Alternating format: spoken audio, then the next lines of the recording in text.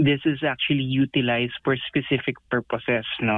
Intelligence, trying to gather more pertinent information na covert operation, no? So kumbaga parang pagka iyan ay in-expose natin at inilatag natin, even the nitty-gritty details of that, and subject that to audit and greater scrutiny, hindi na siya nagiging confidential, and I think nilinaw na naman ito ng COA, no? And the truth of the matter is, hindi lang naman talaga ang Office of the Vice President ang may confidential fund, no? So what I'm seeing is that if the various sectors in the country would want to know the confidential fund and the contents of it nitong ating Vice President, siguro dapat din naman na lahat, no, ng merong confidential fund maisawalat din. Now, kapag nangyari yun, wala nang confidentiality.